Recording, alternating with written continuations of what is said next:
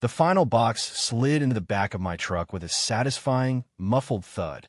Dust motes danced in the slanted afternoon light, spilling into the garage, each one a tiny, golden world unto itself. I slammed the tailgate shut, the sound echoing slightly in the suburban quiet. Another Saturday spent in service to a friend, another favor fulfilled. It was the rhythm of my life, a steady, predictable beat of reliability. Sam clapped a hand on my shoulder, his grip firm and grateful. "Leo, you're a lifesaver." I'd still be staring at that mountain of cardboard, probably weeping. "You would be," I agreed, not unkindly. "You have a fatal allergy to packing tape. Among other things," he said with a grin. He was my oldest friend, the kind of person whose chaos was a familiar comfort against the rigid lines of my own existence. "Seriously, man. Thank you. Beer's on me tonight. A whole brewery's worth." "Just a couple will do," I said, wiping a sheen of sweat from my forehead with the back of my wrist. My life was a just a couple will do kind of life. It was measured. It was safe. It was as my ex-wife Isabel had so clinically put it during our conscious uncoupling, terminally boring. The word didn't sting anymore. It was just a fact like my height or the color of my eyes. I was Leo Maxwell, 38 years old, operations supervisor for a mid-sized logistics firm. I made sure packages got from point A to point B on time. My life was point A. There was no point B. There was just the quiet, orderly continuation of point A. "You sure you don't want to come in for a bit?" Sam asked, gesturing toward the back door of his sister's house. "Clara's probably got lemonade or something equally civilized." I shook my head. "Nah, I should get going. Need to hose this grime off before I permanently fuse with my t-shirt." "Your loss. Her lemonade is legendary." He gave my shoulder a final squeeze and headed for the door. "See you at 8? 8? It is." I watched him disappear inside, the screen door slapping shut behind him.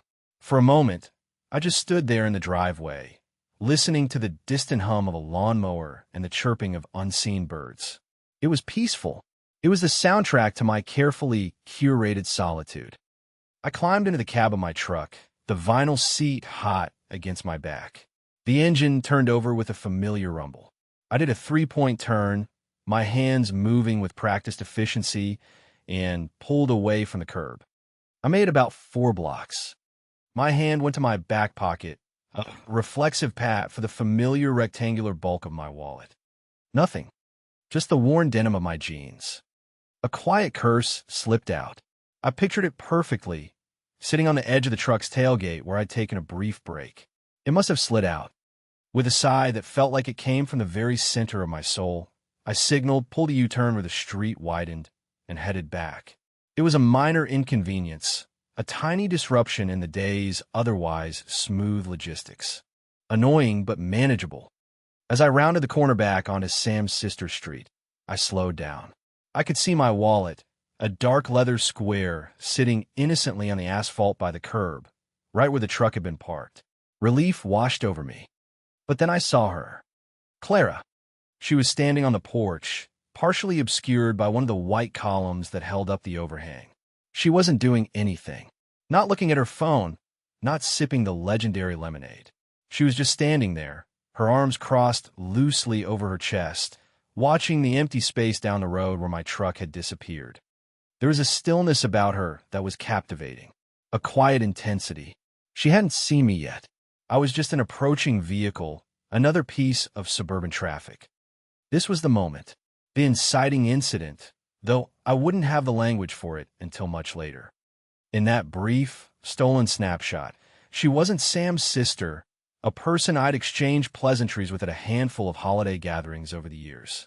She was a woman, silhouetted against the warm light of her home, watching the spot where I had just been. And for some reason, that felt like the most significant thing that had happened to me in years. I pulled up to the curb, my truck's engine a low grumble that broke the spell. Her head snapped in my direction, and a flicker of something unreadable crossed her face. Surprise? Annoyance? I couldn't tell. I killed the engine and got out, feeling suddenly and inexplicably self-conscious, like I'd been caught reading a page of her diary. "Forgot something," I said, my voice sounding rougher than I intended. I pointed a thumb toward the wallet on the ground. She didn't smile, not right away. She just watched me, her gaze direct and unervingly perceptive. Her eyes were a shade of green that reminded me of sea glass, worn smooth, but with a depth that hinted at the storms that had shaped it. "So, I see," she said finally. Her voice was lower than I remembered, with a smoky quality that snagged on the air. I bent down and scooped up my wallet, dusting off on my jeans.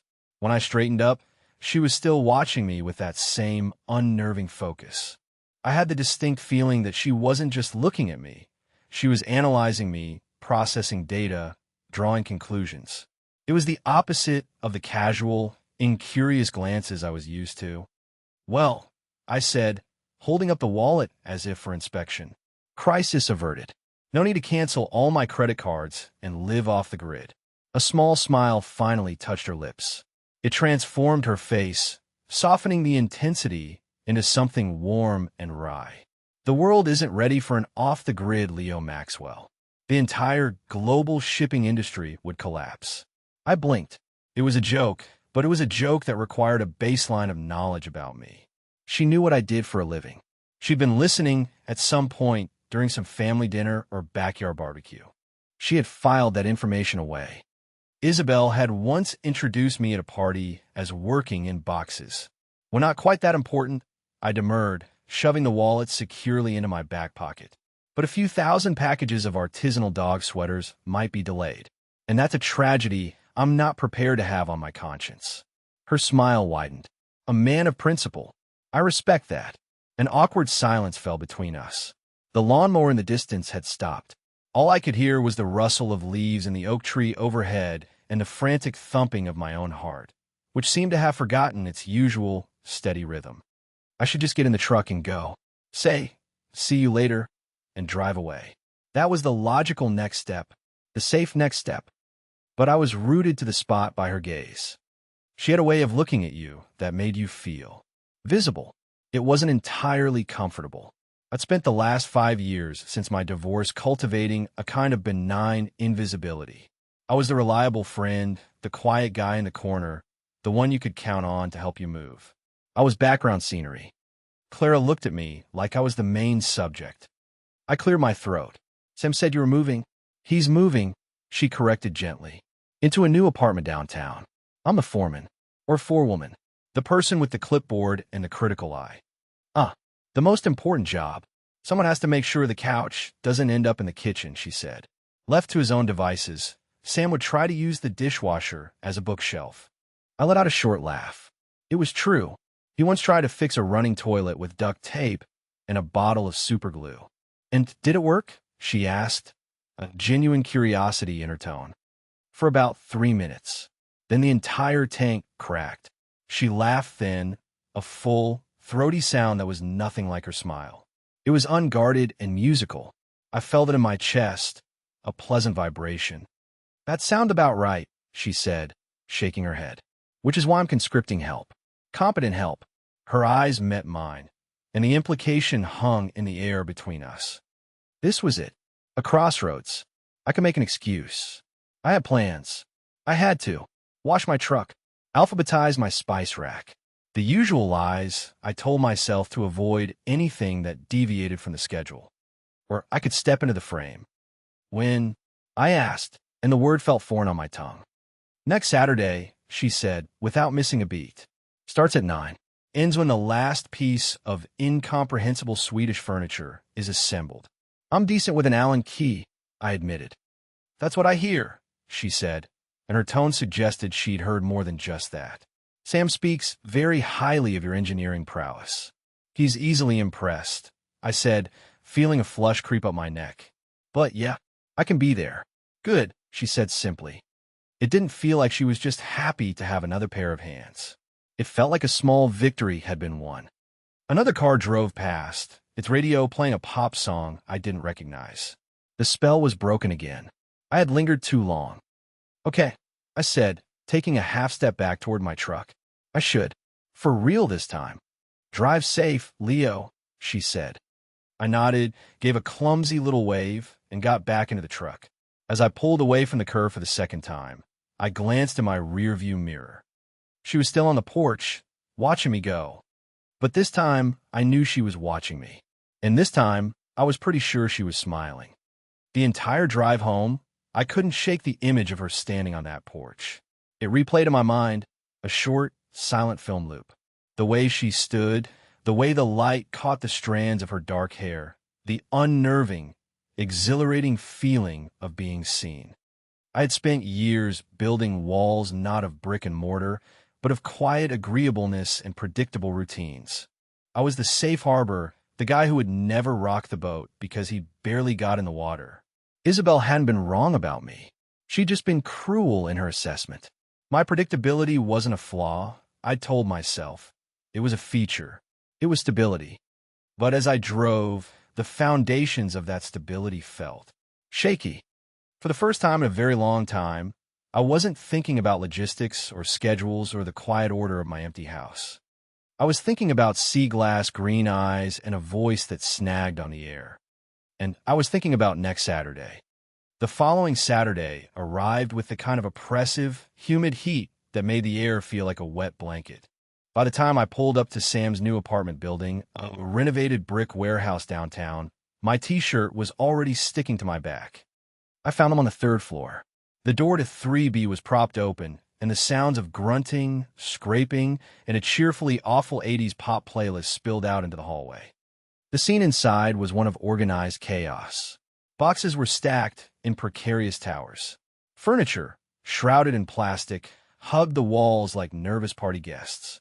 Sam was trying to maneuver a floor lamp through a doorway it clearly wasn't going to fit through, at least not at that angle. And in the center of it all, clipboard in hand, was Clara. She wore a faded band t-shirt, cut-off shorts, and had her hair pulled back in a messy ponytail. A smudge of dirt streaked her cheek. She looked less like the serene woman on the porch and more like a general commanding a slightly incompetent army. Her eyes found me over the top of Sam's ridiculous struggle. A smile, quick and bright, lit up her face. The cavalry has arrived. And not a moment too soon, it seems, I said, nodding towards the lamp. Sam, you need to turn it. Diagonally. Sam grunted, sweat beading on his forehead. I'm trying. This lamp has a personal vendetta against me. Clara walked over to me, her sneakers silent on the dusty floor. He's been at it for 10 minutes. I was about to suggest a saw. That's always plan B, I said, my eyes meeting hers. Up close, the green was even more striking. What's plan A? You, she said simply. Go save my brother from himself. I have to deal with the cable guy, who seems to believe between noon and 4 is a philosophical concept rather than a time frame. She brushed past me, and for a fleeting second, her arm grazed mine. A tiny spark of static electricity, or maybe something else entirely, jumped between us. I watched her walk toward the kitchen, her movements efficient and purposeful. She picked up her phone, and her voice dropped into a tone of polite but unyielding negotiation. I turned my attention to Sam. All right, let me see. It took less than 30 seconds. A tilt here, a rotation there, and the lamp slid through the doorway with inches to spare. Sam leaned against the wall, panting dramatically. You're a wizard, Leo. A wizard of spatial reasoning. You just have to see the angles, I said, a phrase I'd used 1,000 times at work. All I see is a future where I die crushed by my own possessions, he muttered, before spotting 2 other guys walking in with a box. Hey, Mark, Dave, grab a side of that couch. Mark and Dave were friends of Sam's from his softball league. They were loud, cheerful, and immediately started making jokes at Sam's expense. I faded into the background, as was my custom, and started breaking down empty boxes, finding a simple, satisfying rhythm in the work. For the next hour, I was a ghost in the machine. I carried boxes, helped lift heavy things, and observed. I watched Clara direct traffic with a mixture of humor and authority. I watched Sam try and fail to assemble a simple bookshelf. I watched Mark and Dave engage in a contest to see who could carry the most things at once, which ended predictably with a dropped box of pillows. It was a comfortable role for me, the silent helper, the competent, unobtrusive force. Then came the social test. We were all taking a break, sitting on overturned buckets and stacks of books, eating pizza that Clara had ordered. "So, Leo," Mark said around a mouthful of pepperoni. "Sam says you work in shipping." "Logistics," I corrected mildly. "I supervised the night shift at the regional hub." Right, he said, nodding. He was a stockbroker or something equally abstract involving money. He had that easy, unearned confidence that often came with it. "So you're the guy who makes sure my Amazon packages get here on time." A noble pursuit. There was a slight condescending edge to his tone, the kind of casual dismissal people in important jobs sometimes use for people who did tangible work. I'd heard it before. It was the same tone Isabel's father, a surgeon, used when he asked about my little warehouse job. "Something like that," I said, keeping my voice even. "Must be relaxing," Dave chimed in. "No real pressure, right? The boxes are going to get there, or they're not." I felt a familiar tightening in my chest. The old insecurity. The voice that whispered, "See? You're simple, uncomplicated, boring." Sam, bless him, tried to jump in. "Man, you have no idea. Leo's job is crazy complex. It's like Tetris with a million moving pieces and federal regulations." But Mark just waved a dismissive hand.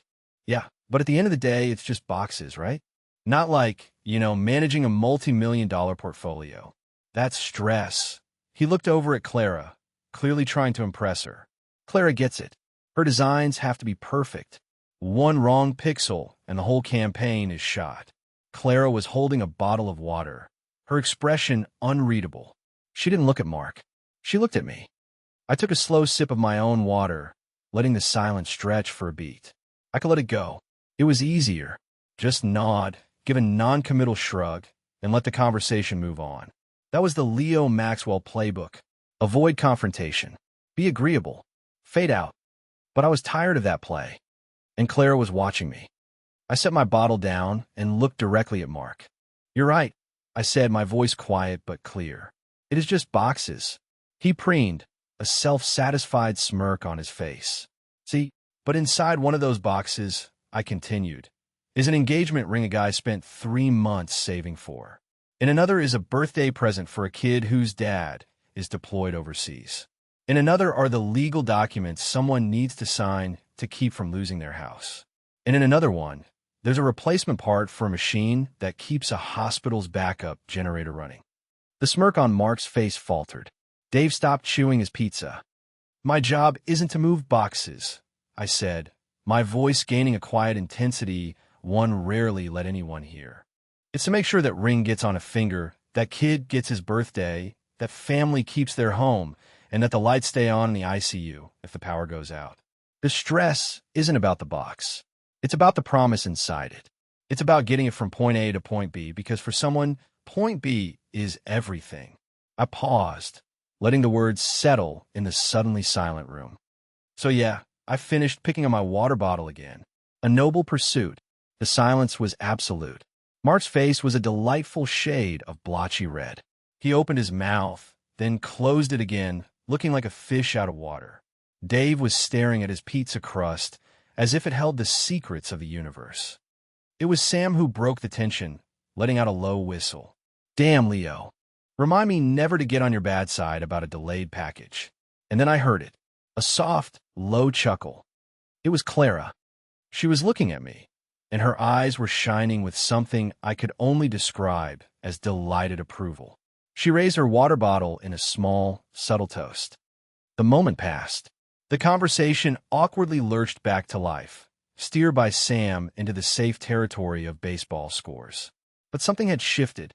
I had stepped out from the background. I had spoken my piece, not with anger, but with a conviction I rarely showed. And she had seen it. An hour later, the main wave of work was done. Mark and Dave had made their excuses and left, looking vaguely chastened. Sam was on the phone with his parents, giving them an update. The apartment was still a mess, but it was a more organized mess. The major furniture was in place. Clara found me on the small balcony where I'd gone to get some air. The sun was starting to dip lower, painting the sky in hues of orange and pink. The city hummed below us.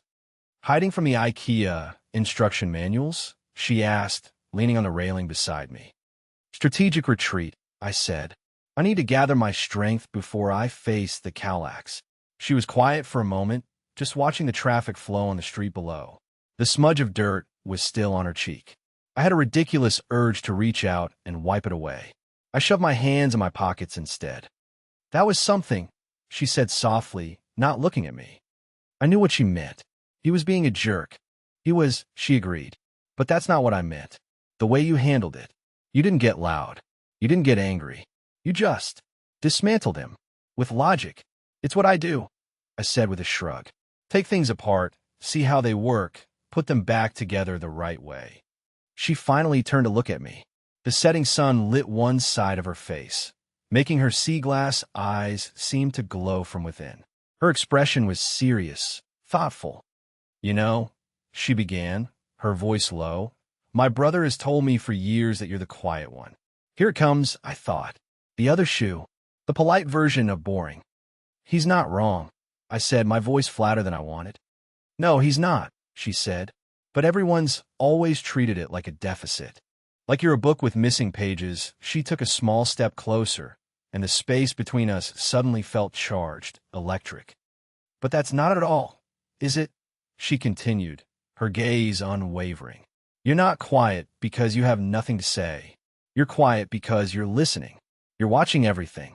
You're processing. Most people are so busy broadcasting, they don't receive any signals. You're all reception." My breath caught in my throat. It was like she had reached directly into my chest, bypassing all the walls and defenses, and touched the very core of me. The part one had long ago given up on anyone ever understanding. Isabel's voice echoed in my memory from one of our last fights. "It's like talking to a wall, Leo. I'm pouring my heart out, and you just sit there. Don't you have an opinion? Don't you feel anything?" I had felt everything.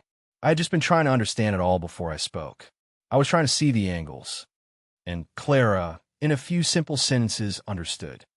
"All reception," I repeated, the words feeling huge and fragile in the evening air. "Yeah," she said softly.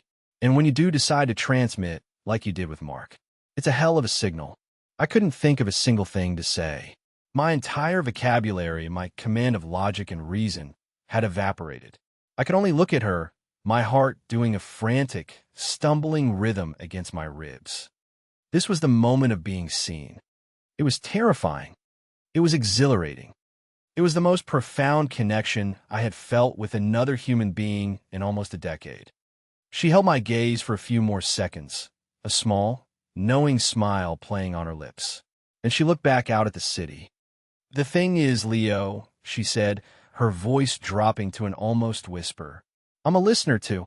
And in that moment, looking at her profile against the dying sun, I felt the tectonic plates of my carefully ordered world begin to shift. The quiet, predictable life I had built for myself suddenly felt less like a fortress and more like a cage. And she was standing just outside the door, holding the key. The rest of the evening passed in a blur of activity. We tackled the Calax shelving unit, a monstrosity of particle board and 1,000 tiny wooden dowels. Our earlier tension had been replaced by an easy, collaborative rhythm. My quiet competence meshed perfectly with her clear-headed direction. Our hands brushed as we reached for the same screw. Our shoulders bumped as we maneuvered a large shelf into place. Each touch was accidental, incidental, and yet each one sent a jolt through my system. We fell into a rhythm of witty banter, our jokes layered with the unspoken understanding that had bloomed on the balcony.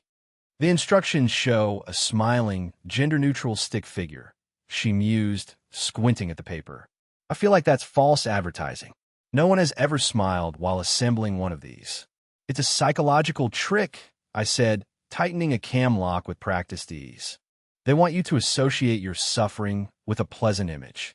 It's diabolical. So the entire Swedish furniture industry is built on a foundation of subliminal gaslighting. And meatballs, I added. Never underestimate the power of palliative meatballs.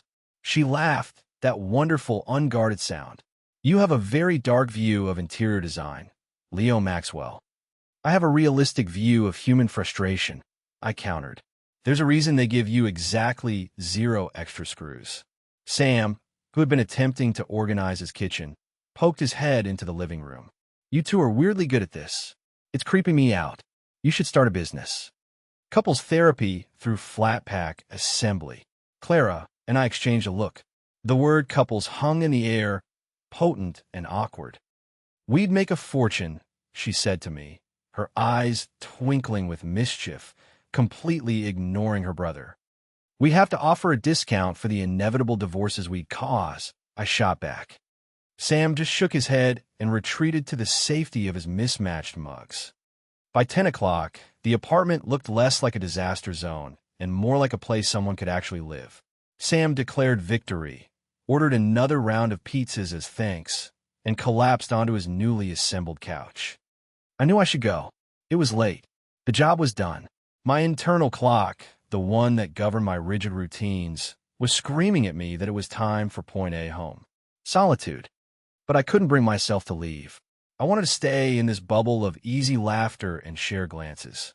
I wanted to keep listening to the sound of her voice. We were standing in the kitchen, cleaning up the pizza boxes, when the interruption came. The buzzer for the front door of the building rang, a harsh, jarring sound in the relative quiet. Sam groaned from the couch. Who could that be? Clara stiffened almost imperceptibly. It was a tiny change in her posture, a sudden tension in her shoulders, but after a day of watching her, I noticed it immediately. "I'm not expecting anyone," she said, her voice carefully neutral. She walked over to the intercom by the door. "Hello." A man's voice crackled through the small speaker. It was smooth, confident, and dripping with a kind of practiced charm. "Clara, darling, buzz me up. I found that last box of your art books. Figured you'd want them." Clara closed her eyes for a fraction of a second. It was the expression of someone bracing for impact. "Julian," she said, her voice flat. "It's late. Never too late for a good deed," the voice chirped. "Come on, this box is heavy." With a sigh that seemed to carry the weight of a long and complicated history, she pressed the button. The sharp buzz of the door unlocking echoed in the apartment. "Who's Julian?" I asked, keeping my voice low. She turned to face me, and the easy warmth from moments before was gone, replaced by a guarded, weary look. "My ex," she said. "My very persistent ex." Before I could respond, there was a knock at the apartment door. Clara opened it. The man standing in the hallway was the physical embodiment of a luxury car commercial. He was tall, impeccably dressed in a tailored blazer and dark jeans that probably cost more than my monthly car payment. His hair was perfectly styled, and his smile was a dazzling flash of white. He held a medium-sized, neatly taped box in his arms. He was everything I was not. "There you are," he said, his voice even smoother in person. He leaned in and kissed Clara on the cheek, a gesture that was both intimate and proprietary. She didn't pull away, but she didn't lean into it either. She just stood there, a statue of tolerance. His eyes swept the apartment, taking in the state of disarray, the pizza boxes, and finally me. He gave me a quick, dismissive up-and-down glance, the kind you'd give a delivery guy or a plumber. His smile didn't falter, but it didn't reach his eyes. "Looks like you've been busy," he said to Clara, stepping inside as if he owned the place. He set the box down with a flourish. "Putting the little people to work, I see." The comment was aimed at me, a casual little dart of condescension. It was Mark snobbery all over again, but polished to a high-gloss finish. I felt my hands clench into fists at my sides. Leo was helping Sam move, Clara said, her voice tight. "This is Leo Maxwell." "Leo, this is Julian Croft." Julian extended a hand.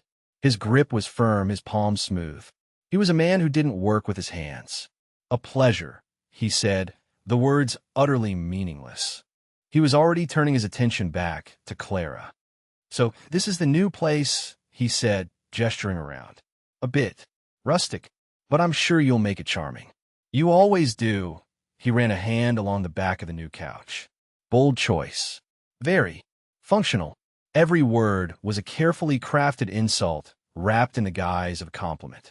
He was belittling her choices, her brother's new life, and by extension, the work we had just spent all day doing. Sam, roused from his stupor, sat up on the couch. "Julian, what a surprise," The lack of enthusiasm in his voice was thick enough to cut with a knife. "Sammy," Julian said with a patronizing grin. "Good to see you landing on your feet. Downtown is an experience." He was masterful. In less than a minute, he had established his superiority, belittled everyone in the room, and reclaimed a sense of intimacy with Clara, all without raising his voice. He was a social surgeon, and he was dissecting the evening with brutal precision. I felt myself shrinking. The confidence I'd felt on the balcony, the easy connection I'd shared with Clara while building that stupid bookshelf, it all seemed to evaporate under the cold, fluorescent glare of Julian's presence. He was the world she came from, a world of art books and tailor blazers. I was the guy who supervised a night shift, covered in dust and pizza grease. The contrast was stark and humiliating. Julian turned his full attention back to Clara, lowering his voice to a conspiratorial murmur. "Listen, I was just coming from the gallery opening. Reminded me of that one we went to in Soho. Remember? With the terrible wine and that artist who only painted red squares."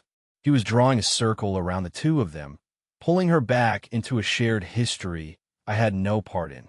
He was reminding her, and me, that I was an outsider. I watched Clara's face. Her expression was a careful mask of neutrality, but I could see the tension in her jaw, the faint line between her eyebrows. She was enduring this. And I was just standing there, a useless piece of furniture in the corner of the room. The quiet man. The wall. Then Julian made his mistake. He reached out and tucked a stray strand of hair behind Clara's ear. It was a gesture of ownership. "You look tired, sweetheart," he said softly. "You shouldn't be wasting your Saturdays with this kind of manual labor. You have people for that." His eyes flicked to me for a fraction of a second. That was it. That was the line. Clara took a step back, breaking the physical contact. The mask dropped. Her sea glass eyes turned to ice. "Don't call me that," she said, her voice dangerously quiet. Julian's smile wavered. "Clara, come on. Don't be sensitive." "I'm not being sensitive, Julian. I'm being clear," she said, her voice gaining strength with every word. "Thank you for dropping off the box. It was unnecessary, but noted. Now you need to leave." He looked genuinely taken aback. "I was just going to suggest we grab a real dinner. There's a new French place on." "No," she cut him off. "I'm busy." "Busy?" he scoffed, gesturing around the room again. "Doing what?" "Supervising the help." And that's when she did it. She didn't just defend herself. She defended us. She took a half step to the side, positioning herself slightly in front of me, a subtle but unmistakable alignment. "Leo isn't the help, Julian. He's my friend," she said, her voice ringing with a clarity that cut through all his smooth condescension. "And yes, I am busy. I'm spending my evening with people whose company I actually enjoy. People who are kind and helpful and don't treat my brother's home like it's a sociological experiment." The verbal slap was so sharp, so precise, that Julian actually flinched. "You," she continued, pointing a finger at his chest, "are the one who is wasting my time. You came here not to bring me a box, but to mark your territory. But here's the thing, Julian. I am not, nor have I ever been, your territory. So take your blazer and your backhanded compliments and go." The silence that followed was monumental. Sam looked like he wanted to stand up and applaud. I was frozen, a tidal wave of shock and awe and something warm and fierce washing over me. Julian's charming facade finally cracked. His face hardened, the handsome features twisting into an ugly sneer. "Fine," he hissed. "Have fun in your little working-class paradise. But don't come crying to me when you get tired of playing Pioneer Woman and realize you miss having a conversation with someone who's actually read a book without pictures." He turned on his heel and strode out of the apartment, slamming the door behind him so hard that a picture frame on the wall rattled. The echo of the slam faded, leaving a thick, heavy silence in its wake. The three of us stood there for a long moment, the adrenaline of the confrontation slowly draining away. The air was thick with unspoken things. The casual fun of the evening had been shattered, and in its place was the raw, ugly reality of Clara's past. Sam was the first to speak. "Wow," he said softly. "He's even worse than I remembered." Clara let out a long, shaky breath, and ran a hand through her hair.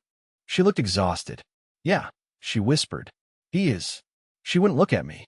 She kept her eyes fixed on the door, as if he might burst back through it at any moment. I felt like I should say something. Thank you. That was incredible. Are you okay?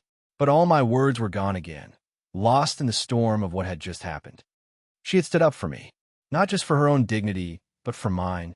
She had drawn a line in the sand and put me on her side of it. In front of the man who represented everything I thought I could never compete with, she had chosen me. Finally, she turned, but her gaze slid past me, focusing on a spot on the floor. I'm sorry, she said, her voice small. I'm sorry you had to witness that. Don't be, I said, and my voice was steadier than I felt. I'm not. Her eyes finally met mine. They were filled with a mixture of turmoil and vulnerability. The strong, commanding general was gone, and in her place was someone who looked fragile and exposed. The stakes, I realized, had just been raised exponentially. This wasn't just about a potential date anymore. It wasn't about witty banter over furniture assembly. We had been in the trenches together, and the aftermath hung between us, potent and terrifying and full of promise. The comfortable, predictable lines of my life had been completely erased. I was in uncharted territory now, and the only map I had was the look in her guarded sea-glass green eyes. The spell of the aftermath was broken by the mundane. Sam's stomach rumbled, a loud, comical sound in the tense quiet. Right, he said, clapping his hands together with forced cheerfulness. Who wants cold pizza? Clara managed a weak smile. I think I'm going to call in night, guys. Yeah, of course, Sam said immediately, his expression softening with brotherly concern. You okay? I will be, she said, though her voice lacked conviction. I just need to not be here right now. She grabbed her purse from the counter. I'm going to grab a cab. I can drive you, I said, the words coming out before I had a chance to second-guess them. She hesitated, looking from me to Sam and back again. You don't have to, Leo. You've done more than enough today. I want to, I said. It was the truest thing I'd said all night. The city was a blur of neon and headlights as I drove.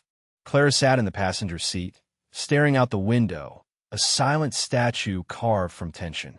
The easy chatter that had filled my truck just a week ago felt like a distant memory. The air was thick with the ghost of Julian's ugly words. I didn't know where she lived, so I just drove, waiting for her to give me directions. We passed through the gleaming, sterile heart of the financial district and into a neighborhood of older brownstones and tree-lined streets. It's on the next block, she said finally, her voice barely a whisper.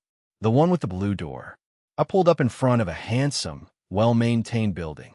I killed the engine, and the sudden silence was deafening. Neither of us moved. I kept my hands on the steering wheel, my knuckles white. She continued to stare out her window at the familiar sight of her own home. He's not always like that, she said to the glass. He used to be charming. Charm is a tool, I said quietly. Like a hammer. You can use it to build a house, or you can use it to break a window. She turned to look at me then. In the dim glow of the streetlights, her face was a landscape of shadows and vulnerability. He likes breaking windows, I gathered. A long moment passed. I could feel the chasm between us, the space created by her history with him. I was on one side, and she was on the other, trapped with the wreckage. Thank you, she said, her voice trembling slightly. For not, I don't know, for not making a scene, for not getting into it with him. He wasn't worth it, I said, and you handled it. I shouldn't have had to, she whispered, a raw edge of anger in her voice. I shouldn't have to keep handling him. It's been over for a year. I didn't have any easy answers. I didn't have a witty retort. All I had was the quiet truth. I'm sorry, I said. She nodded, accepting the simple, inadequate words. She reached for the door handle. Well, good night, Leo. And thanks again. For everything. This was it. The moment she would disappear into her building, and the fragile, tentative thing between us would be left to wither in the wake of Julian's toxicity. My programming screamed at me to let her go. Say goodnight. Drive home. Retreat to safety. But the image of her standing up for me, placing herself between me and that casual cruelty, was burned into my mind. She had been brave for me. I had to find a sliver of that same bravery for her. "Clara," I said, and her hand froze on the handle. She waited. The words were log-jammed in my throat, a mess of fear and hope and a decade of practiced caution. I took a breath. I'm not going to pretend to understand what that was all about. Your history is your own. I paused, gathering my thoughts. But I do know that I had a really good time tonight before he showed up, the best time I've had in a long while.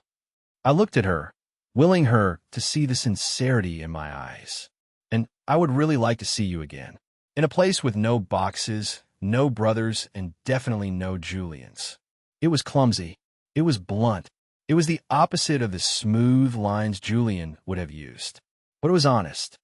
She was silent for so long that I felt a cold dread creep into my stomach. I'd misread everything. I'd pushed too soon. She was dealing with the fallout of an abusive ex, and here I was, asking for a date. When she finally spoke, her voice was thick with unshed tears. "Why?" It wasn't the question I expected. "Why?" I repeated, confused. "Why do you want to see me again?" she asked, her gaze piercing. After seeing that, after seeing the kind of baggage that comes with me. It was a test. She was asking if I was scared off, if I was just another tourist who would flee at the first sign of storm. I thought about my answer. I could have said, "You're beautiful. You're funny. You're smart." All true, but all superficial. It wasn't what she was asking. I thought about her on the porch. I thought about her comment on the balcony. I thought about the way she defended me.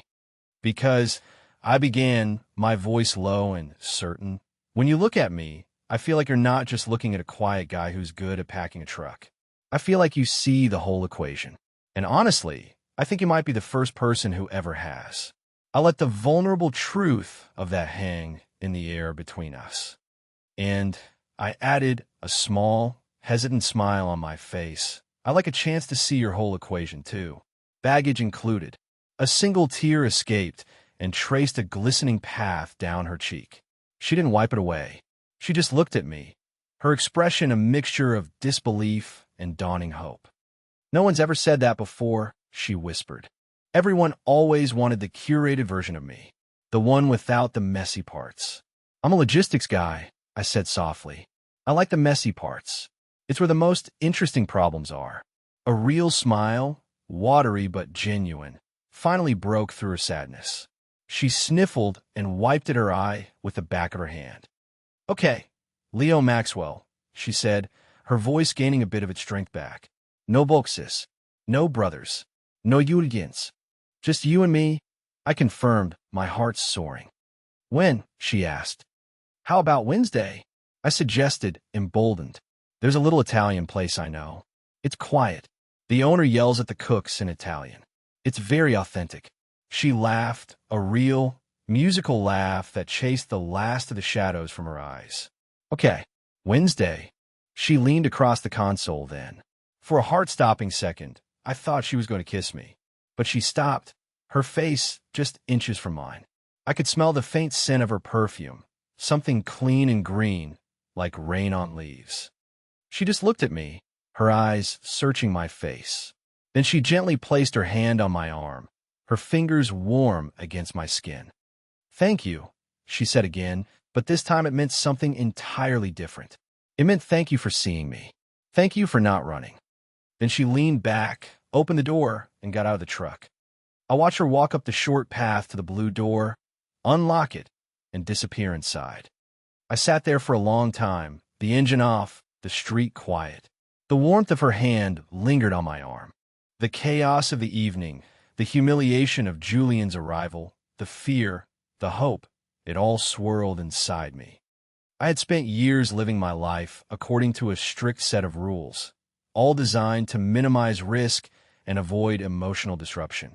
In the space of a single day, Clara had smashed every one of them. She'd challenged my silence, seen my strength, and shown me her own vulnerability.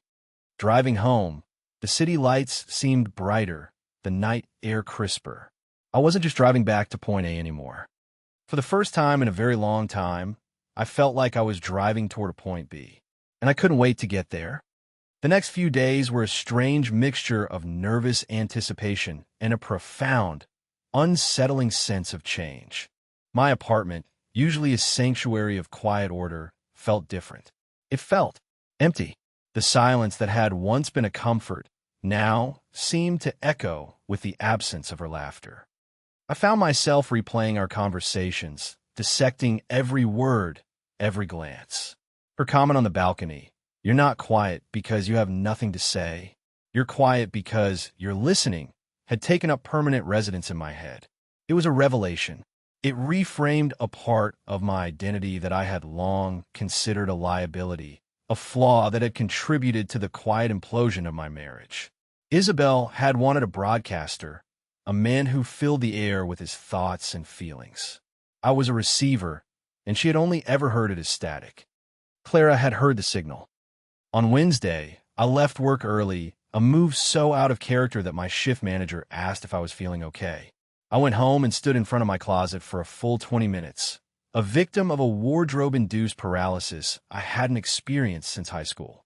Everything I owned seemed to fall into one of two categories: practical work clothes or bland, safe casual wear. I was a sea of beige, gray, and navy blue. I was the human equivalent of a sensible sedan.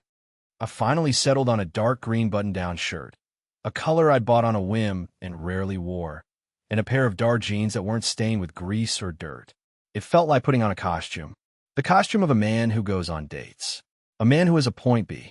The restaurant, Trattoria Sofia, was a small, unassuming place tucked away on a side street. It was my secret weapon. The food was incredible. The atmosphere was warm and noisy. And Sophia, the formidable matriarch who ran the front of house, tolerated no nonsense. It was impossible to be pretentious there. Julian would have hated it. I got there 15 minutes early, a habit born from a lifetime of logistical planning. I secured a small table in a quiet corner and proceeded to shred my cocktail napkin into a pile of white fluff. And then she walked in. She was wearing a simple black dress. Not fancy, but it fit her perfectly. Her hair was down, falling in soft waves around her shoulders. She had a little bit of makeup on, enough to highlight the startling green of her eyes. She looked stunning. But more than that, she looked real. She looked like herself. She scanned the room, and when her eyes met mine, a slow, genuine smile spread across her face. My shredded napkin and all my carefully constructed anxieties seemed to dissolve. "Hi," she said, sliding into the chair opposite me. "Hi," I managed to say back, my voice a little hoarse. "You found it okay?" "Your directions were impeccable," she said, her eyes twinkling. As expected from a logistics professional, Sophia bustled over to our table, her expression stern. "You," she said, pointing a finger at me. "You look different. You ironed your shirt. It's a special occasion, Sophia," I said, feeling a blush creep up my neck. Sophia's gaze shifted to Clara, and her stern expression melted away instantly. "Ah, now I understand. You brought a beautiful girl. Finally. I was beginning to think you were married to your truck." She beamed at Clara. "Anything you want, it's on the house. He can pay." "Sophia, you're going to scare her away," I mumbled. "Nonsense," Sophia declared. "She looks smart. She won't scare easy." She patted Clara's hand. "You eat. You look too thin with that." She bustled away, shouting something in rapid-fire Italian toward the kitchen. Clara was trying, and failing, to suppress a laugh. "I like her. She's an acquired taste," I said. "But her lasagna is a religious experience." The awkwardness I had feared never materialized. The conversation flowed as easily as the cheap red wine Sophia had plunked down on our table. We skipped the usual first-date small talk about jobs and hobbies. We'd already covered that. Instead, we talked about everything and nothing. We talked about terrible movies we secretly loved, the strangest thing we'd ever seen shipped in a box. For me, it was a life-sized llama piñata. For her, it was a commissioned painting of her friend's cat as a Napoleon-era general and the merits of pineapple on pizza. We respectfully agreed to disagree. She was even more captivating than I had realized. She listened with an intensity that made you feel like you were the only person in the world. She asked questions that were sharp and insightful, cutting through my usual guarded answers. And she had a dry, self-deprecating wit that perfectly complemented my own. "So," she said, leaning forward, her chin resting in her hand. "Tell me about Isabel." The question was so direct, so devoid of pretense, that it caught me off guard. Most people tiptoed around the subject of ex-spouses. Clara walked right up to it and knocked on the door. I took a sip of wine, buying myself a moment. I could give her the sanitized version. We grew apart. We wanted different things. The usual platitudes. But I remember my promise to myself in the truck. Honesty. No was. Isabel was. Ambitious. I began slowly, choosing my words with care. Not just in her career, but in life. She wanted a life that was an event. A constant series of highlights. Parties, promotions, trips, renovations. She was a broadcaster, to use your term. And you weren't. I was the sound engineer, I said with a wry smile. I was the guy making sure the event ran smoothly in the background. I was the calm in her storm. And for a while, that worked. She said she needed my stability. She called me her rock. I looked down at my hands, at the faint scars on my knuckles from years of practical work. But rocks aren't very exciting. They don't move. They don't sparkle. After a while, she didn't want to rock anymore. She wanted a rocket. I finally looked up at her. Our divorce wasn't a big, dramatic explosion. It was quiet. One day, she just looked at me and said, "Is this it, Leo? Is this all there is?" And I didn't have an answer for her. Because for me at the time, it was enough. I shrugged, a gesture that felt woefully inadequate. She said I was safe, predictable, boring, and she wasn't wrong. Clara was silent, her expression thoughtful. She didn't offer empty reassurances like, "You're not boring," or she didn't know what she had. She just listened, processing. She wasn't looking for a partner, Clara said finally, her voice soft but certain. She was looking for an accessory, something that made her own life look better. The accuracy of it hit me like a punch to the gut. An accessory. That's exactly what I had been. The stable, reliable husband accessory. "Yeah," I said, the single word heavy with years of unspoken resentment. "I guess so. Now it's your turn," I said, wanting to shift the spotlight off my own emotional wreckage. "Tell me about the window breaker." A shadow passed over her face, but she didn't flinch. "Julian," she said, the name like a bad taste in her mouth. "He was the opposite of your Isabel. He wasn't looking for an accessory. He was looking for a project, a sculpture he could chisel into his own perfect image." She swirled the wine in her glass, watching the red liquid cling to the sides. "When we met, I was just starting my own graphic design business. I was scrappy, working on my tiny apartment, full of ideas. He was already successful, connected. He was intoxicating. He saw my potential," he said. "He wanted to help me. But his help came with strings, I guessed." "It came with a harness," she corrected. "He started by critiquing my work. A little too edgy, darling. The clients in my world prefer something more classic. Then it was my friends. They don't really understand your ambition, do they? There was my clothes, the music I listened to, the books I read." She looked up, and her eyes were fierce. He was trying to sand down all my edges, to make me smooth and polished and acceptable for his world. He didn't want a partner. He wanted a protege that he could mold and then take credit for. The night I ended it, I had just landed my first big solo contract. I was ecstatic. I called him to tell him, and his first words were, "That's wonderful. Now we can finally get you a proper studio, and you can drop those little freelance clients." He didn't say congratulations. He didn't say I'm proud of you. He just saw it as the next step in his project. She took a deep breath. So I told him the project was canceled. Permanently. And he didn't take it well. I finished for her. "He still doesn't," she said with a humorless laugh. "He thinks I'm just going through a phase. A rebellious little detour before I come back to my senses and let him fix my life." We sat in silence for a moment, the ghosts of our past sitting at the table with us. A rock and an unfinished sculpture. Both of us misunderstood, undervalued, and reshaped by people who were supposed to love us. "So," I said quietly, breaking the silence, "we're a match set." A slow, beautiful smile spread across her face.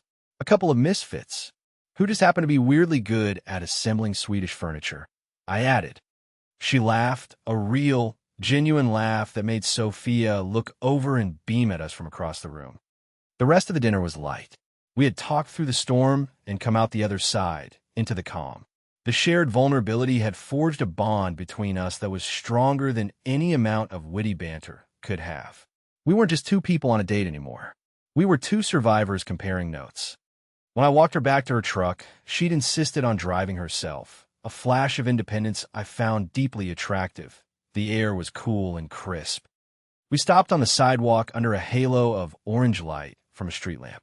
The awkwardness that had been absent all night decided to make a dramatic late appearance. "I had a really good time, Leo," she said, her hands tucked into the pockets of her dress. "Me too," I said. Even with the emotional baggage carousel we just went through. She smiled, especially because of that. My heart was hammering against my ribs. This was the moment. The pivotal, terrifying, wonderful moment. The playbook for this didn't exist in my world of logistics and routines. So I threw the playbook away. I took a step closer into her space. I gently took one of her hands out of her pocket. It was warm in mine. "Clara," I said, my voice barely a whisper. And then I leaned in and kissed her. It wasn't a tentative, hesitant kiss. It was a kiss of recognition. It was the balcony conversation, the stand against Julian, the shared stories over lasagna, all condensed into a single, breathtaking moment. It was firm and soft and full of certainty that I hadn't felt about anything in my life for a very long time. Her lips were warm and responsive against mine. She made a soft sound in the back of her throat, a sigh of relief or surrender, and her other hand came up to rest on my chest, right over my wildly beating heart. When we finally broke apart, we were both breathless. I rested my forehead against hers, my eyes closed. "Wow," she whispered. "Yeah," I breathed. I opened my eyes. She was looking at me, her own eyes wide and shining. The guarded woman from the night of the move was gone. The weary survivor was gone. In her place was just Clara, and she was looking at me like I was the most amazing thing she'd ever seen. "So," she said, a playful smile touching her lips. "Wednesday was good. What are you doing Saturday?" I laughed, a real, full-throated laugh of pure joy. "Anything you want." "Good," she said, and she leaned in and kissed me again, a quick, happy press of her lips to mine. I have a leaky faucet that could use the attention of a man with engineering prowess. "Is that a euphemism?" I asked, raising an eyebrow. "Not yet," she said, her eyes dancing. "But the night is young." As I watched her drive away, I felt a profound sense of rightness, of things clicking into place. My life had been a series of straight, predictable lines.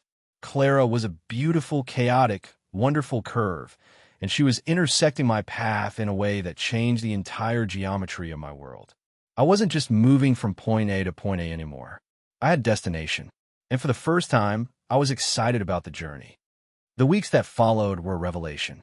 My meticulously structured life began to fray at the edges, and I welcomed it. The rigid lines of my routine softened, bent, and reshaped themselves around her.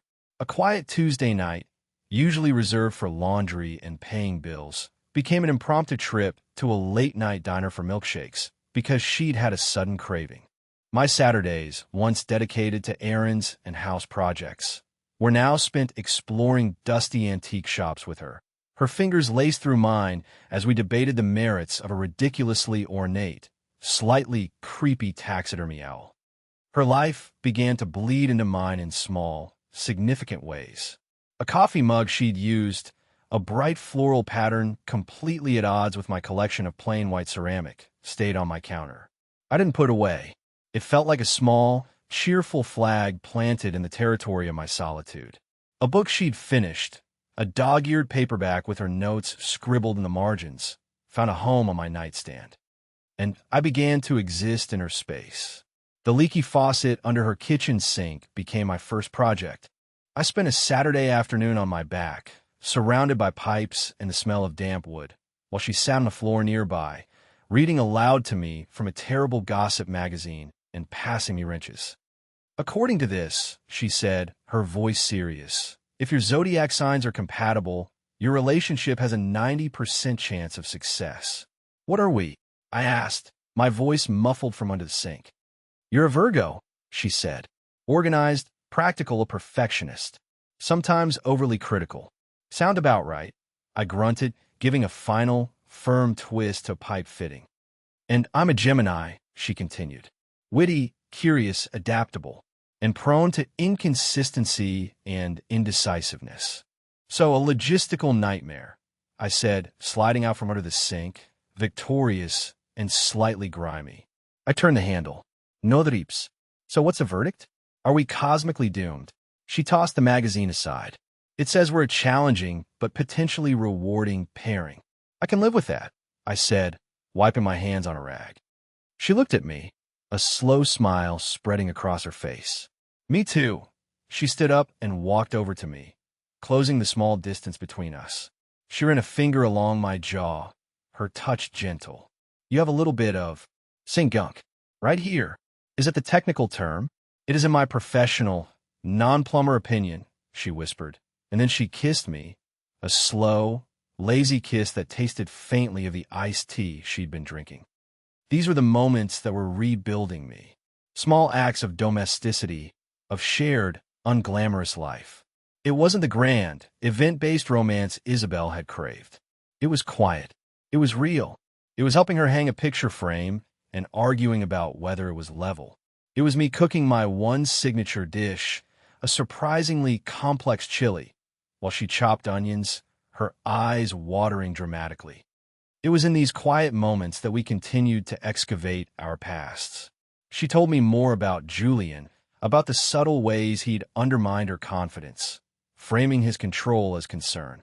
I told her more about my marriage, about the slow, crushing weight of being deemed not enough. We were like two archaeologists, carefully brushing the dust off each other's fragile histories, not to judge them, but simply to understand the shape of what lay beneath. One evening, we were sitting on the floor of my living room, sorting through a box of old records I'd inherited from my father. My God, Leo, she said, holding up an album with a man in a sequin jumpsuit on the cover. Your dad had a serious disco phase. It was the 70s, I said defensively. It was a national affliction. She laughed and put the record on the turntable. A cheesy, thumping bass line filled the room. She stood up and started a dance, a silly, uncoordinated shuffle that was utterly charming. She held out a hand to me. Come on, Virgo, live a little. I shook my head, a familiar reluctance seizing me. I don't dance. Lies, she said, pulling me to my feet. Everyone dances. You're just afraid of looking ridiculous. I'm not afraid. I protested, even as my body remained stiff and uncooperative. I'm rhythmically challenged. That's a myth perpetuated by people who are afraid of looking ridiculous, she said, putting my hands on her waist and looping her arms around my neck. Just move. Nobody's watching. But someone was watching. She was. And in her eyes, I didn't see judgment. I saw affection. I saw encouragement. So I moved. It was an awkward, shuffling approximation of dancing, but I was doing it. And she was laughing, her head thrown back, and I was laughing with her. In my own living room, a place that had been a silent, orderly tomb for years, there was music and laughter and movement. In that moment, I felt a piece of the old, cautious Leo flake away and turn to dust. The man who was afraid of being judged, the man who had been told his quiet stillness was a flaw, was swaying awkwardly to disco music with a woman who made him feel like he could do anything. It wasn't all smooth sailing. Julian hadn't completely vanished. He was a lingering ghost. A few weeks after our first date, a ridiculously opulent bouquet of flowers was delivered to Clara's apartment. The card was unsigned, but didn't need to be. White lilies, she'd said over the phone, her voice tight. They were my favorite. He always used to send them after a fight. What did you do with them? I asked. I gave them to my 70-year-old neighbor, Mrs. Gable. She was thrilled. She thinks she has a secret admirer. I smiled. It was the perfect Clara response. Practical, witty, and a complete rejection of his intended power play. But I could hear the strain in her voice. He wasn't just an ex. He was a trauma she was still processing. In my role, I was learning wasn't to fight her battles for her. It was to be her calm harbor while she fought them herself. It was to be the rock she could depend on, not because I was boring, but because I was strong. Our first "I love you" happened on a perfectly ordinary Thursday. I was at her place, helping her pack up some design proofs for a client. The apartment was a mess of paper, color swatches, and half-empty coffee mugs. It was her chaos, and I found it beautiful. She was frustrated, muttering about pixels and print bleeds. I came up behind her and started rubbing her shoulders, kneading the tension from her neck. She leaned back against me with a sigh. "You're good at this." "I'm a man of many talents," I said, my voice low. "Spatial reasoning, chili making, and de-stressing stubborn designers." She turned in my arms to face me. Her hair was a mess. She had a smudge of ink on her nose, and she looked utterly exhausted. And in that moment, the feeling that had been growing in my chest for weeks, a warm, expansive pressure, finally spilled over. "I love you," I said. The words just came out. They weren't planned. They weren't strategic. They were just true. She froze, her eyes widening. All the frustration with her work, all the exhaustion, vanished from her face, replaced by a look of stunned, breathtaking vulnerability. "What?" she whispered. "I love you, Clara." I repeated, my voice steady, certain. "I love your chaotic kitchen and your terrible taste in magazines. I love that you're smarter than everyone in the room and you're not afraid to show it. I love the way you listen. I love you." Tears welled in her eyes, but this time they weren't tears of sadness or frustration. They were tears of pure, unadulterated joy. "I was so afraid you were just temporary," she whispered, her voice thick. "I was afraid you were a rebound from Julian, or that I was just a project for you, something to fix." I kept waiting for the other shoe to drop. "The only shoe that's dropping," I said, smiling, "is me for you. Completely." "I love you too, Leo," she said, her voice breaking on a sob that was half a laugh. "God, I love you so much." She threw her arms around my neck and kissed me. A fierce, desperate, joyful kiss that was a confirmation of everything we had become. It wasn't a first kiss full of nervous discovery. It was a kiss that felt like coming home. We were no longer just a challenging but potentially rewarding pairing. We were just us. A man who had learned his quiet was a strength, and a woman who had learned her sharp edges were what made her beautiful. We weren't a rock and a sculpture anymore. We were two mismatched pieces of a puzzle that, against all odds, fit together perfectly. And the picture we were making was something more wonderful than I could have ever planned for. 1 year later, the key turned in the lock with a familiar, satisfying click. It wasn't the lock to my old apartment, the one that had guarded my solitude. It was the lock to our house, the one with the slightly crooked porch swing and the flower beds Clara had filled with a riot of colorful, unruly plants. I stepped inside and was greeted by the scent of garlic and roasting chicken and the sound of a bluesy guitar riff from the small speaker in the kitchen. Our dog, a scruffy terrier mix named Alan, in honor of the key that had brought us together, trotted over, his tail thumping a frantic rhythm against the leg of the hall table. "Hey, buddy," I said, scratching him behind the ears. I walked through the living room. It was a comfortable, lived-in space. My minimalist, gray couch was still there, but was now adorned with a collection of brightly colored, mismatched pillows. Her art books were stacked on the coffee table next to my logistics trade magazines. Our lives weren't just integrated. They were woven together, the threads of my quiet order and her vibrant chaos creating a new, stronger fabric. I found her in the kitchen, a smudge of flour on her cheek this time instead of dirt or ink. She was concentrating on basting the chicken, her brow furrowed in the same way it did when she was wrestling with a difficult design. I came up behind her, wrapping my arms around her waist and resting my chin on her shoulder. She leaned back against me without missing a beat. "Hi," she said, her voice warm. "Rough day." "The usual," I said, breathing in the scent of her hair. A shipment of live eels was routed to a mattress factory. "My Tuesday." She laughed, a sound that was now the constant, welcome soundtrack of my life. Never a dull moment in the world of logistics. "Never," I agreed.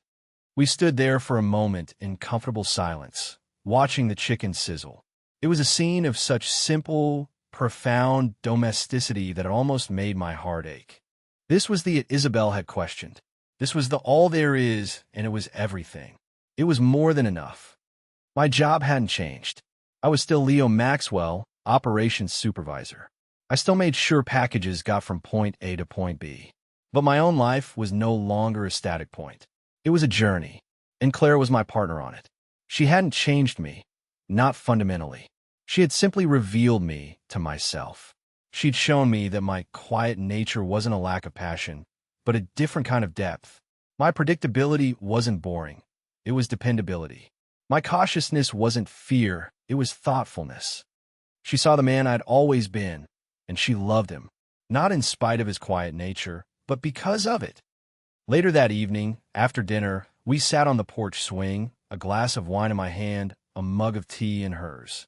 The air was cool, and the sky was a deep, star-dusted indigo. Alan was asleep at our feet, twitching as he chased dream squirrels. "Sam called today," she said, her head resting on my shoulder. "He and Maria are officially engaged." "It's about time," I said with a smile. I was getting tired of helping him move every time his lease was up. "He wants you to be his best man." "Of course he does," I said. "I'm the reliable one." I said the word without any of its old, bitter sting. It was just a fact, a good fact. He also said, Clara continued, a playful note in her voice, that he's never seen you happier. He said it's like you were living in black and white, and someone finally turned on the color. I thought about that for a moment, the gentle creak of the swing chains marking the time. "He's not quite right," I said softly. She lifted her head to look at me, a question in her eyes. "I was always in color," I said, meeting her gaze. "I just didn't know it. You were just the first person to notice." Her eyes softened, and she leaned in to kiss me, a soft, lingering kiss that was full of shared history and future promise. As we sat there, a car pulled into the driveway across the street. Its headlights swept across our porch, illuminating us for a brief moment. A man got out, walked up his path, and went inside his quiet house. The simple action sent a jolt of memory through me. I was suddenly back in my truck 2 years ago, having turned around for a forgotten wallet. I saw Clara on the porch, a still figure watching me drive away. The image had been one of longing, of a life I was leaving behind, of a connection just missed. I looked at her now, her head back on my shoulder, her hand resting comfortably on my leg. The porch was no longer a place of departure. It was the destination. I wasn't driving away from her anymore. I was home. I used to think my life was a straight line, a predictable, safe, and lonely path. I thought happiness was an anomaly, a chaotic variable to be avoided. Clara hadn't been a variable that threw my calculations off. She was the answer to an equation I didn't even know I was trying to solve. She hadn't changed my path. She'd just been waiting at the end of it all along, making me realize I was walking towards her the whole time. "What are you thinking about?" she murmured, her voice sleepy. I smiled, tightening my arm around her. I thought about the quiet man on the porch, the perceptive woman on the balcony, the two misfits in the Italian restaurant. I thought about all the small, crucial moments that had led to this one, perfect, ordinary night. "Logistics," I said softly. "Just logistics." And for the first time, I knew with absolute certainty that everything was exactly where it was supposed to be. Have you ever had a moment where you realized someone saw the real you? The person you kept hidden away? The part of yourself you thought no one would ever understand or appreciate? Tell me about a time someone surprised you by seeing you more clearly than you saw yourself. I want to read your stories in the comments. If you like this one, leave a like, subscribe, and I'll see you in the next.